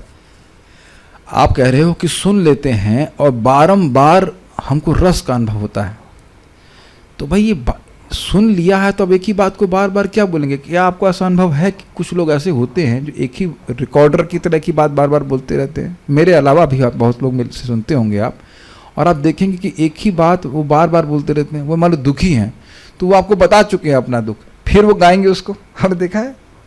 ऐसा सुना नहीं आपने? बहुत लोग होते हैं तो कहेंगे अरे यार क्या तुम वही रिकॉर्डर बार बार बजाते रहते हो? आपसे बोलते हैं कि नहीं? हम लोग वही कहानी बार बार बोलते रहते हो। वो बिल्कुल भूल जाएगा कि उसने वो बात आपको बोली थी, सुना? बिल्कुल भूल जाएगा, फिर वही बात बोलना शुरू करेगा। यार और क्या बात बोल रहे हो आप, है कि नहीं? तो उसमें हम लोग मतलब एक अनमने हो जाते हैं। अनमने से क्या वही बात बोला है, मन नहीं करता है। ऐसा होता है कि नहीं? और नहीं समझ में आ रहा तो अखबार तो आप लोग पहले पढ़े ही होंगे, पहले मतलब कल तो नहीं पढ़े ना? हाँ ठीक, उसको आप सुबह पढ़ लेंगे, मान लो बड़े चाव से रुचि से पढ़ ले। उसको कहो शाम को पढ़ो, पढ़ा ही नहीं आता। और वो याद आ रहे हैं वो आपको दिन चौथी पाँचवीं के, बड़े उत्साह से हम लोग स्कूल जब शुरू होता था तो ग्रंथ उठाते थे, रस के आलय, और पाँचवीं जैसे पास की उसको फेंक देते थे। याद आ रहा है? इतना मतलब हम लोग विरक्त हो जाते थे कि देखने का मन भी नहीं करता था। याद आ रहा है? छूने का मन नहीं करता था। वो रद्दी में पड़ा रहता था, इसलिए पड़ा रहता था कि छोटा भाई आएगा तो शायद पढ़ेगा। गलत तो नहीं कह रहे, सारी अनुभूत है। लेकिन क्या भागवत इस प्रकार की? नहीं। जितनी बार पढ़ेंगे, जितनी बार सुनेंगे, उसका आपको और आध्यात्मिक प्रकाश प्राप्त होगा। ठीक है, तो कह रहे हैं कि भाई ऐसी क्या बात है कि तृप्ति नहीं हो रही है? तो उसकी शंका अगर मान लो हो तो कहते हैं नान्तम। शिव जी और ब्रह्मा जिनके मुख्य हैं, ऐसे योगेश्वर भी भवपाद्म मुख्य, योगेश्वरों का एक समूह है जो योग के ईश्वर हैं, बड़े एक्सपर्ट हैं, और उनमें मुख्य कौन है? शिव जी और ब्रह्मा जी। मतलब पूरा समूह है, लगा पड़ा है अपना कंप्यूटर लेकर के हिसाब क्रंचिंग कर रहा है कि भगवान ने गुण गिन लिया जाए। तो कह रहे हैं ऐसा नहीं कि भाई दो ही लोग लगे, शिव जी ब्रह्मा जी, उनके सारे असिस्टेंट भी लगे हुए हैं, वो सब जुट जाएं। अगर शिव जी और ब्रह्मा जिनमें मुख्य हैं, ऐसे योगेश्वर भी, केवल शिव जी ब्रह्मा जी नहीं, पूरा समूह भी, अगुणस्या अर्थात लौकिक हेय गुण रहित के, जिनमें कोई लौकिक निकृष्ट गुण है ही नहीं, और अलौकिक अनंत गुणों वाले भगवान के गुणों की गणना नहीं कर पाए। ये अर्थ है। गणना की दृष्टि से तृप्ति नहीं हो रही है। बहुत सारे गुण हैं, नए नए बातें सुनने को मिलेंगे। जिनको नहीं सुना है वे गुण और कर्म अनंत हैं, और सुनने पर भी नव नवायमान होने के गुण के कारण कसी नहीं हो, किसी की भी तृप्ति नहीं हो सकती। ये भाव, ये लाइन समझ में आ रही? थोड़ा समझने का प्रयास कीजिए। भगवान के गुण और कर्म अनंत हैं कि नहीं? तो एक दृष्टि से कि भाई जो नहीं सुना है उसको सुनने की इच्छा होगी। आप लोग शायद अनुभव कर रहे होंगे कि हर दिन एक जिज्ञासा रहती है कि आज क्या बोला जाएगा। आपको नहीं, मुझको भी क्योंकि मैं भी टीका पहली बार ही पढ़ रहा हूँ। अमेजिंग नहीं? आज क्या बोला जाएगा। और आप देख रहे हैं शायद ही कोई टीका कॉमन लगती हो, सब जगह नई नई बातें बोल रहे हैं। ये तो आप यहाँ दृष्ट है कि नहीं? नई नई बातें भगवान के लिए बोल रहे हैं। तो क्या आप एक्साइटेड नहीं है कि 10th कैंटो में क्या होगा? आप देखिएगा अभी और क्या क्या प्रार्थनाओं में क्या होगा, आप ध्रुव महाराज की प्रार्थनाओं में क्या होगा। इज सब अमेजिंग नहीं? तो जिनको नहीं सुना है उनको सुनने की आकांक्षा से तृप्ति नहीं होगी कि भाई क्या बोला जाएगा। एक तो ये कारण है, और दूसरा क्या है, सुनने के बाद भी नवीन लगते हैं, फ्रेश लगता है, इसलिए भी तृप्ति नहीं होती। तो कह रहे हैं कि भगवान की कथा सुनने से कभी तृप्ति नहीं हो सकती। प्रभुपाद जी का तात्पर्य, शिव जी तथा ब्रह्मा जी दो प्रधान देवता हैं, वे योग शक्ति से परिपूर्ण हैं। अब प्रभुपाद जी योग शक्ति की व्याख्या कर रहे हैं, कैसे वो परिपूर्ण है, यानी इस अर्थ में कि वह कितने समर्थ हैं। उदाहरणार्थ, शिव जी ने उस विष का सागर पी लिया जिसकी एक बूंद ही सामान्य जीव को मारने के लिए पर्याप्त थी। अब देखिए, ये हम लोग बहुत सामान्यता से लेते हैं। यहाँ तो इडली सांभर में थोड़ा मिर्ची तेज हो जाए या कुछ गड़बड़ी हो जाए, मैं एग्जाम्पल दे रहा हूँ, या और कुछ, ये क्या कहते हैं, अभी कुछ भक्तों को हो गया तो सरसों का तेल तेज हो गया, मिर्ची तेज, उसी में हमारा पेट खराब हो जाता है ना। और कालकूट विष किसी को प्राप्त हो जाए तो कितना सुखी हो जाएगा वो। आपको पता है ये बात? कालकूट विष का एक छोटा अंश सर्पों को मिल गया था, सारे जितने विषधर लोगों को प्राप्त हो गया। हम सभी की, ऐसा हम किसी का मजाक नहीं बना रहे, सभी की हमारी स्थिति है कि नहीं। जरा सा कुछ गड़बड़ हम खा लेते हैं और पूरा पेट खराब हो जाता है, इज इट नॉट। और यहां शिव जी का इतना सामर्थ्य है कि कालकूट पूरा पी गए और केवल गले में निशान बना, नीलकंठ कहा गया। तो ये योग शक्ति का प्रदर्शन नहीं हुआ जी। उसके बाद ब्रह्मा जी क्या बोल रहे, क्या इसी प्रकार ब्रह्मा जी ने शिव जी समेत अनेक देवताओं की सृष्टि की। तो अब ब्रह्मा जी का सामर्थ्य हुआ कि नहीं। शिव जी का इतना बड़ा सामर्थ्य और शिव जी की सृष्टि करता है ब्रह्मा जी, और बड़े बड़े मरीचि आदि की। तो क्या ब्रह्मा जी योगेश्वर हुए कि नहीं जी। अतएव ये दोनों ईश्वर अथवा ब्रह्मांड के स्वामी हैं, किंतु वे परम शक्तिमान नहीं हैं। परम शक्तिमान तो गोविंद अथवा श्री कृष्ण है। क्यों प्रभुपाद ये बोल रहे हैं, परायण, परम आश्रय, ये और ये आगे भी आप सुनेंगे। नारद जी ब्रह्मा जी को पूछते हैं कि आप भगवान हैं। नो मैं भगवान। क्यों? उनका ये तपस्या क्यों कर रहे हैं पापा? पापा है ना नारद जी। नारद जी के पापा ब्रह्मा जी हैं, तो पापा को देखिए, डैडी को देखिए, तपस्या कर रहे हैं। तो अगर भगवान होते तो तपस्या क्यों कर रही होती? तो इसीलिए पूछिए कि क्या आप भगवान हो? कहते नहीं, मैं भगवान नहीं। Does make sense? Shiv ji भी तपस्या कर रहे हैं, भगवान कृष्ण कौन सी तपस्या कर रहे हैं? उन्हें कोई तपस्या नहीं करने की जरूरत है, ठीक है। किंतु वे परम शक्तिमान नहीं है। परम शक्तिमान तो गोविंद हैं अथवा श्री कृष्ण है। ये दो अलग अलग लोग हैं। नहीं, ठीक है, एक ही है, गोविंद मतलब कृष्ण। वे दिव्य हैं और उनके दिव्य गुणों का मापन शिव तथा ब्रह्मा जैसे शक्तिशाली ईश्वरों द्वारा भी नहीं किया जा सकता है। अतएव भगवान कृष्ण बड़े से बड़े जीव के एकमात्र आश्रय हैं, यानी ब्रह्मा जी और शिव जी के भी हैं। एक विचारणीय बात है कि ब्रह्मा जी और शिव जी परम आश्रय नहीं है, लेकिन आश्रय भगवान का लिए है। थोड़ा समझ रहे हैं? ऐसा नहीं है कि ब्रह्मा जी और शिव जी भगवान कृष्ण का आश्रय नहीं लिए और अन्य लोग कृष्ण का आश्रय परम आश्रय के रूप में ले रहे हैं। Does that make sense to you? भगवान ब्रह्मा जी और शिव जी भी भगवान कृष्ण का आश्रय लिए हुए हैं। एक संभावना हो सकती है ना कि भगवान का आश्रय वो लोग सब लोग लें जो हैं, मतलब उनको आश्रय की जरूरत है, ब्रह्मा जी ना लें। ब्रह्मा जी की कोई स्वतंत्र सत्ता हो या शिव जी की हो, ब्रह्मा जी की कोई स्वतंत्र सत्ता नहीं है। तेन ब्रह्म हृदय आदि कवि मुह्यंति सूर्य। ये बात भी ध्वनित यहाँ पे हो रही है कि ब्रह्मा जी और ध्वनित के स्पष्ट है, ब्रह्मा जी और शिव जी भी भगवान का ही आश्रय ले रहे हैं। गोविंदम आदि पुरुषम तमहम भजामि। स्पष्ट है ब्रह्मा जी। ब्रह्मा की गिनती जीवों में की जाती है, किंतु वे हम सबों से महानतम है। महत्तमय की व्याख्या प्रपात करना। तो फिर महानतम जीव भगवान कृष्ण की दिव्य कथाओं के प्रति इतना आसक्त क्यों है? इसलिए कि वे समस्त आनंद के आगार हैं। हर व्यक्ति हर वस्तु का कुछ न कुछ आस्वाद लेना चाहता है, किंतु जो व्यक्ति भगवान की दिव्य प्रेम भक्ति में लगा रहता है, ध्यान से सुनिए, वह उसी में असीम आनंद प्राप्त करता है। अब थोड़ा बहुत अच्छा प्रपात क्लियर कर रहे हैं। रस क्यों वह है और कथा को छोड़कर और कोई कार्य क्यों नहीं करते हैं? देखिए, इस जगत में प्रपात बताते हैं कि लोग परिवार क्यों करते हैं, बताइए।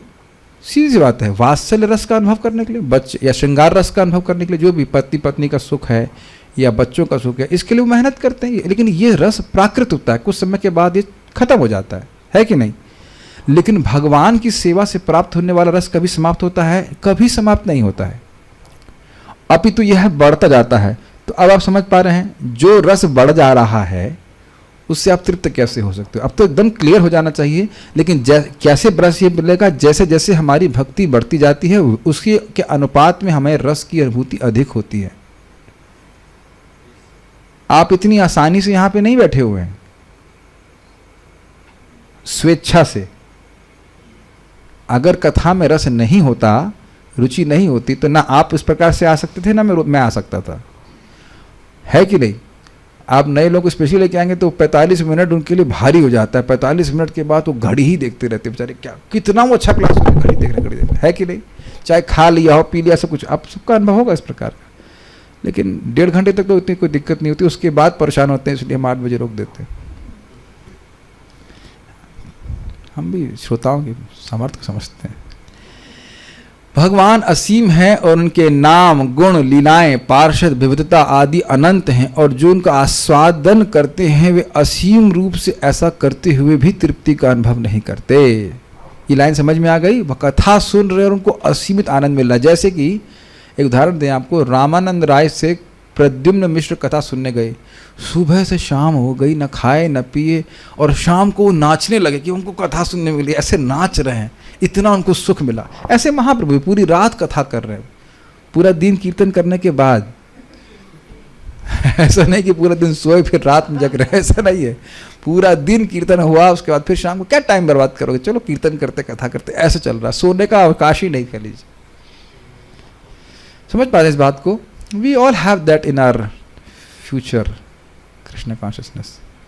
इस तथ्य की पुष्टि पद्म पुराण से होती। बहुत सुंदर है, मेरे पीछे बोलेगा, बहुत सुंदर श्लोक है। रमन्ते योगिनो नन्ते, रमन्ते योगिनो नन्ते, सत्यानंद चिदात्मनि, सत्यानंद चिदात्मनि, इति राम पदे नासौ, इति राम पदे नासौ, परम ब्रह्माभिधीयते, परम ब्रह्माभिधीयते। रमन्ते योगिनो नन्ते सत्यानंद चिदात्मनि, रमन्ते योगिनो नन्ते सत्यानंद चिदात्मनि, राम पदे नासौ परम ब्रह्म अभिधीयते। इति राम पदे नासो परम ब्रह्म अभिधीयते। तो भगवान को, पर ब्रह्म को राम क्यों कहते हैं? तो कहते हैं रमन्ते योगिनो अनंते। जो योगी जन है, जो भक्त हैं, वह भगवान में अनंत रमण करते। रमण का अर्थ समझते? रमण मतलब मन वहां से हटाने से भी नहीं हटे, इस प्रकार से रमण करते हैं। कैसा सुख? सत्यानंद चिदात्मनि, भगवान सत्य चिदात्मक उनका स्वरूप है। इति राम पदे नासौ, इसलिए उन भगवान को राम पद से अभिधीत कहा जाता है, मतलब सूचित किया जाता है। योगी जन परम सत्य से असीम दिव्य आनंद प्राप्त करते हैं, इसलिए परम सत्य भगवान राम भी कहलाते हैं। ये श्लोक प्रभुपाद गीता में कहाँ कोट किए हैं? किसी को पता है? दुख की योनि क्या है? श्लोक नहीं आ रहा मुख से। दुखों की योनि है, क्या बोलते हैं वो? ये ही संस्पर्शजा भोगा दुख योन एवते आद्यंतवंत कौन्तेय न तेषु रमते बुधा। जो इंद्रिय जनित भोग हैं वह तो केवल दुख का कारण है, वहां बुद्धिमान लोग रमण नहीं करते हैं। इसका अर्थ ये नहीं कि बुद्धिमान लोग कहीं रमण नहीं करते, तो कहाँ रमण करते हैं? रमन्ते योगिनो नन्ते सत्यानंद चिदात्मनि, इति राम पदे नासौ परम ब्रह्म अभिधीयते। हरे कृष्णा कृष्णा कृष्णा हरे हरे, हरे राम राम राम हरे हरे। एक छोटी सी बात बोलूंगा, आप लोग आश्चर्यचकित हो जाएंगे। श्रील भक्ति सिंह ठाकुर जी ने कहा, पूछा गया कि क्या सुख है भगवान के नाम में? तो कहते हैं पहले वाले से दूसरा वाला अच्छा, और दूसरे वाले से और तीसरा वाला अच्छा। पहले वाले हरे से कृष्ण अच्छा, नेक्स्ट कृष्ण से और हरे वाला अच्छा, और नेक्स्ट कृष्ण और अच्छा, उसके बाद नेक्स्ट कृष्ण में और अच्छा। लाइक दिस आनंदम अभुधि अम्बुधि वर्धनम प्रतिपदम का अर्थ है। तो कब ऐसा व्यक्ति को जब स्थिति प्राप्त हो जाएगी, कौन व्यक्ति हरे कृष्ण बोलना रोकेगा? अभी तो हम लोग बीमार हैं इसलिए ऐसे रुक जा रहे हैं, नहीं तो वी नेवर स्टॉप। कुछ समझ में आ रहा है? Ever increasing means what? It is not stagnant, ever increasing, ever eternal, शाश्वत रूप से।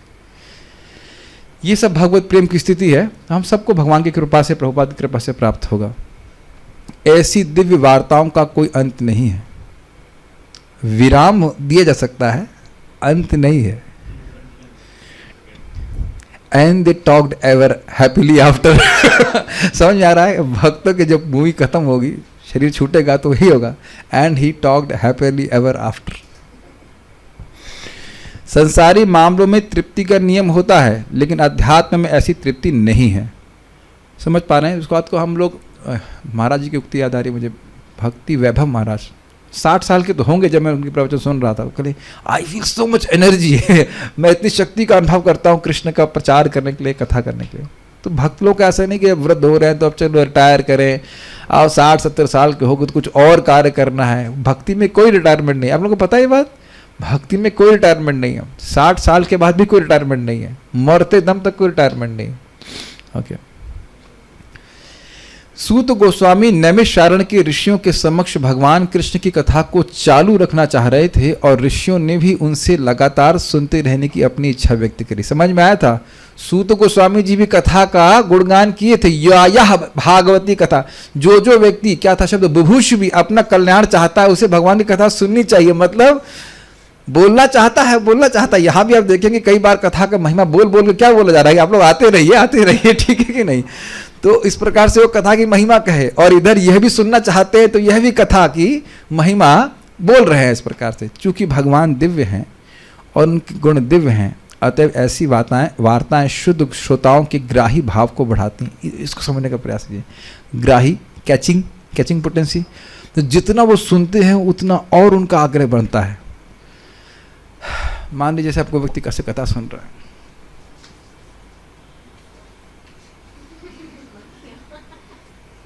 कोई ऐसे कर रहा है तो शक्ल से ही मालूम जाएगा उसको कथा सुनने में कोई इंटरेस्ट नहीं। आप लोग ऐसे अब तो बहुत आग्रही है, मैं बोल रहा हूँ, हमने कई बार ऐसे देखा है, ऐसे बैठे हैं, क्यों भाई क्यों आए, वो किसी पड़ोसी ने बोल दिया था, उसको बुरा लगेगा इसलिए आ जाएंगे कथा सुनने।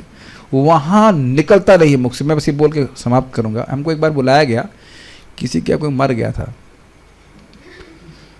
तो बोला कि आप आइए कुछ कथा करिए। हमने कहा देखिए माहौल अलग रहेगा, कोई सुनेगा नहीं हमारी बात, आप फालतू बुला रहे हैं हमको। नहीं आइए। वहाँ गए, सब लोग मरने वाले से कोई मतलब नहीं, तेरा ही चल रही थी, खूब सपोर्ट के शाबाश खा रहे दबा के। कोई सुनने नहीं आया, ना मेरा कीर्तन करने की कुछ इच्छा हुई। किए हम लोग कुछ 10-5 मिनट, फिर हम लोग को 10-5 मिनट बोलना था, हम नहीं बोलेंगे। हमने बैठ के बोलने का प्रयास किया, किसी को कोई रुचि नहीं थी।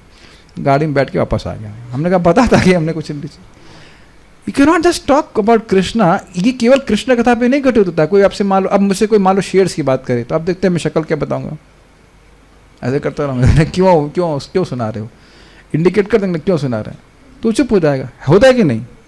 घर में भी आप लोग देख रहे होंगे, जो भक्त बन जाते हैं उनसे माता पिता बात नहीं कर पाते, क्या बात करें,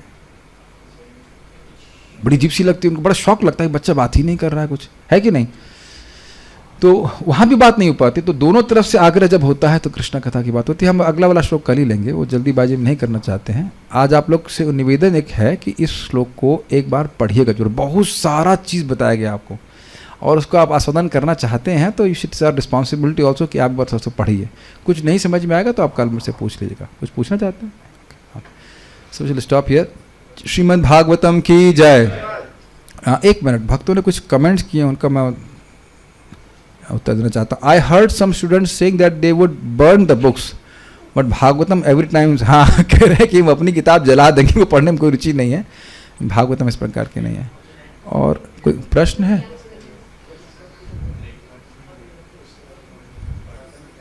मेरे ख्याल से कोई प्रश्न नहीं है। Okay, so we shall stop. किसका प्रश्न? हाँ बोलिए।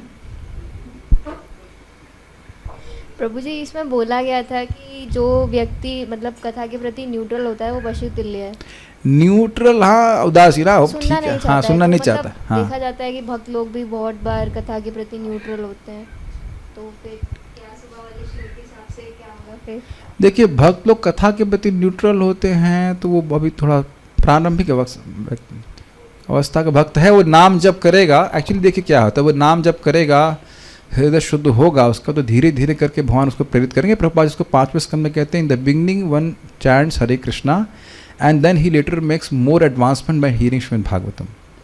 तो ये एक है, प्रारंभ में बहुत से लोग हरे कृष्ण मतलब जाप कर लेते हैं, कथा में नहीं आते हैं, होता है ऐसा करके। मुझे बोला है, आपके गाँव में मैं गया था ना, एक व्यक्ति बोला प्रभु जी पहली बार हमें लग रहा है कि कथा सुननी चाहिए। उससे पहले वो खाली नाच रहा था, कीर्तन कर रहा था, तो उसने कुछ सराहना करी, तो आप उसको ऐसे नेगेटिव नहीं ले सकते हैं। लेकिन जो कथा के प्रति आसक्त हैं उनकी तो स्थिति बिल्कुल अलग ही है। देखिए, जब कोई कैसा प्रेम है आपको, मैं आपको किसी को प्रेम करते उसके बारे में सुनना नहीं चाहते, तो कैसा प्रेम है बताइए? तो जब नाम जब करेगा और फिर भगवान कुछ प्रेरित भी करेंगे उसको आगे जाकर, लेकिन बिना भगवान की कथा सुने भगवान के धाम की प्राप्ति, वहाँ तो भगवान के संग ही रहना है, सुनना ही नहीं चाहते भगवान के बारे में। रहोगे कैसे भाई वहाँ पे? फिर वापस आप वापस तो नहीं आओगे, लेकिन what does a point, is it not? देखिए एक सीधी बात समझ लीजिए, भगवान दो स्पष्ट बोलते, सततम कीर्तयन्तु माम, और उसके बाद भगवान ने एक और बात जो चतुश्लोकी भागवत गीता में बोल रखी, कथयन्तश्च माम नित्य तुष्यन्ति च रमन्ति च। एक तो भगवान बोल रहे हैं यज्ञ नाम जप यज्ञोस्मि, और उसके बाद बोल रहे हैं कि कथयन्तश्च माम नित्य। उसके बाद एक और आप देखिए चौथे अध्याय में क्या बोल रहे हैं, गुरु के 95वें वाला श्लोक क्या है, तद विधि प्रणिपातेना परिप्रश्नेन सेवया उपदेक्षन्ति तद ज्ञानम ज्ञानिनः तत्वदर्शिनः। उपदेक्षन्ति, जो गुरु के मुख से सुनना ही नहीं को चाहता है, तो बताइए फिर कैसे उसको, वो तो भगवान की आज्ञा का उल्लंघन कर रहा है। प्रभुपाद जी बड़ा रुचिकर वो में कहते हैं कि कौन नौसिखिया भक्त है, सुनिए बड़ा मजेदार, वह नौसिखिया भक्त है जो भगवान की शास्त्रों के, मतलब भक्ति के शास्त्रों को सुन करके भक्ति के सच्चे स्टैंडर्ड को नहीं जानना चाहता है जानबूझ करके। कुछ समझ में आ रहा है? हम तो प्योर डिवोटी है ना, क्या सुनना है? लोग हमसे बोल रहे हैं ऐसे, हम सीख लिए भागवत होगा, तब जो बोलना हो गया बस। इस वो आप लोग लग रहा है कि आप सीख लिए हैं, आप बताइए, हमको तो लग रहा है ये सागर है, इतना बड़ा सागर है, कैसे पहुंचेंगे तैर करके, पार कैसे करेंगे? पूरा जीवन कम लग रहा है। और यहाँ व्यक्ति कह रहा है कि हम जान लिए, शौनक ऋषि बोल रहे हैं तृप्त नहीं हो रहे, तो क्या शौनक के बाप हैं? तो ये इसके अज्ञान को सूचित कर रहा है, ठीक है ना? तो ये सब बातें थोड़ा सा वो भक्तों के संग में आएगा तो शायद वो ठीक हो जाए। और दूसरी बात क्या है, और अपने एंगल से देखिए, जो नहीं, जो उदासीन है तो उनको रहने दीजिए, उदासीन है कि नहीं। जो लोग उत्साहित है उनको लेके आइए। एक्चुअली बात तो ये है, a person who has taste for issues has no taste for कथा।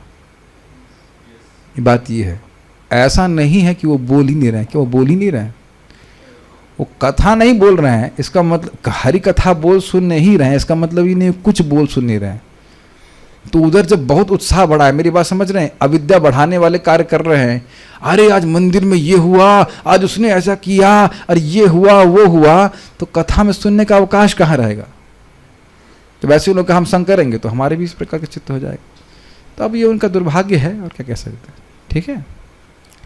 यहाँ तो ये यहाँ स्पष्ट है कि मेन बात है रस वित, अगर वो रस को जानने वाले हैं तो क्यों नहीं आएंगे, बताइए ये बात, ठीक है। तो कारण यही, अब उनको हम कुछ और नहीं कहना चाहते, प्राकृत कह सकते हैं बस।